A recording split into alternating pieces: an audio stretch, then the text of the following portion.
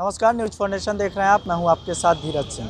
बिहार में सरकार बने हुए लगभग 2.5 महीने से ऊपर का समय हो चुका है, लेकिन अब तक जो मंत्रिमंडल का विस्तार की बात कही जा रही थी वो अभी भी अड़चन पैदा हो रहा था। कहा जा रहा है कि इसमें बीजेपी के कारण ये मंत्रिमंडल का विस्तार नहीं हो पा रहा है, क्योंकि बीजेपी अपने मंत्रियों की लिस्ट को अब तक फाइनल नहीं कर पा रही थी। ऐसा जेडीयू की ओर से आरोप था। इसी को लेकर आज दिल्ली में जेपी नड्डा की आवास पर मंथन चल रहा है। देखिए, अभी हम लोग दिल्ली के जेपी नड्डा की आवास के बाहर हैं, जहाँ पर तमाम बीजेपी के बड़े नेता, चाहे सुशील मोदी हो, दोनों डिप्टी सीएम तारकिशोर प्रसाद और रेणु देवी समेत तमाम जितने बड़े नेता हैं, बीएल संतोष हो, बिहार बीजेपी के प्रदेश अध्यक्ष संजय जायसवाल भी मीटिंग में मौजूद है। फिलहाल भूपेंद्र यादव के साथ इस पूरे मीटिंग की बैठक चल रही है। कहा जा रहा है कि जेपी नड्डा के साथ साथ अमित शाह भी पूरे मीटिंग की निगरानी कर रहे हैं।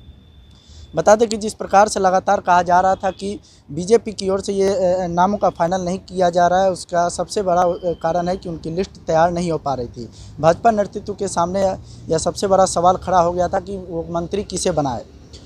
हालांकि नेतृत्व ने पहले ही अपने तेवर को साफ कर दिया था कि पुराने लोगों को ड्रॉप किया जाएगा। इसका सबसे बड़ा उदाहरण सुशील कुमार मोदी, प्रेम कुमार व नंद किशोर यादव जैसे जो पुराने नेता थे, जो बिहार सरकार में पहले मंत्री भी रहे, उन लोगों को पहले ही ड्रॉप किया जा चुका है। भाजपा कोटे से मंत्रिमंडल बनाने के दौरान सामाजिक समीकरण साधने की भी लगातार बीजेपी की कोशिश जारी रहेगी। हालांकि भाजपा लगातार बिहार में अति पिछड़ा कार्ड खेलने में जुट गई है। अब देखना होगा कि मंत्रिमंडल विस्तार में सवर्णों के साथ पिछड़े और दलित वर्ग से किसे मौका दिया जाएगा। बिहार में जातीय समीकरण साधना भी किसी पार्टी की मजबूरी है, अन्यथा इसका परिणाम पार्टी को चुनाव में भुगतना पड़ता है। आज होने वाली मीटिंग में मनोनयन के कोटे एमएलसी के पर भी चर्चा हो रही है। साथ ही अमित शाह भी मौजूद तो नहीं है, लेकिन वो पूरे मीटिंग की निगरानी सामने से कर रहे हैं। संसद सत्र चलने की वजह से पहले से ही बीजेपी सांसद और बिहार बीजेपी प्रदेश अध्यक्ष संजय जायसवाल, भूपेंद्र यादव, इन सब पहले से मौजूद थे। लेकिन साथ ही साथ जब ये बताया गया कि जिस तरीके से मंत्रिमंडल के बीजेपी के नामों का चयन किया जाना है, उसके बाद बीजेपी के बिहार के दोनों डिप्टी सीएम दिल्ली पहुंचे थे। उनके साथ साथ ही जितने भी तमाम बीजेपी के बड़े नेता है और वरिष्ठ नेता है, वो दिल्ली में फ़िलहाल मौजूद है और इन सभी बैठकों पर मंथन चल रही है। कहा जा रहा है कि जिस तरह से जदयू लगातार दबाव बना रही थी कि बीजेपी मंत्रिमंडल का विस्तार हो, उसके बाद बीजेपी का आज ये बैठक बहुत ही अहम है।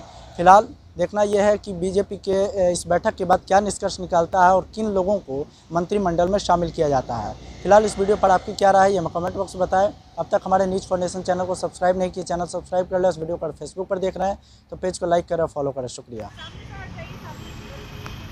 मेरा शीशा सर, प्रणाम सर। सभी को नमस्ते। आप लोग इस ठंड में यहाँ बैठे हुए सर क्या दिन में निपटा लेते।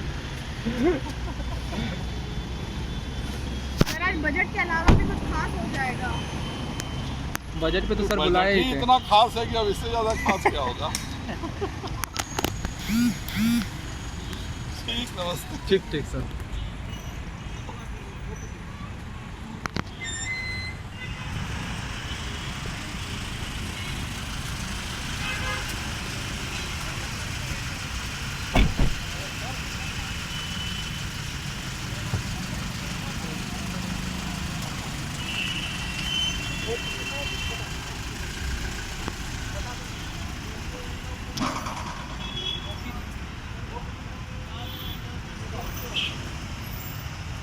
दोनों का तुम मुझे भेज देना, ठीक है?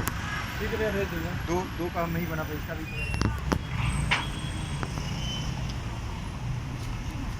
कैमरा मैन नहीं है क्या? नहीं दिख रहे हैं। कैमरा तो मार लाओ यार, लाइट जलाओ यार। डिप्टी सीएम है। तारकिशोर जी सर शीशा। हाँ थोड़ा सा। हाँ thank you sir, thank you sir. Sir क्या मीटिंग में सर खाना उन्हें खाती है कि नहीं? दिन भर रहती है बाहर।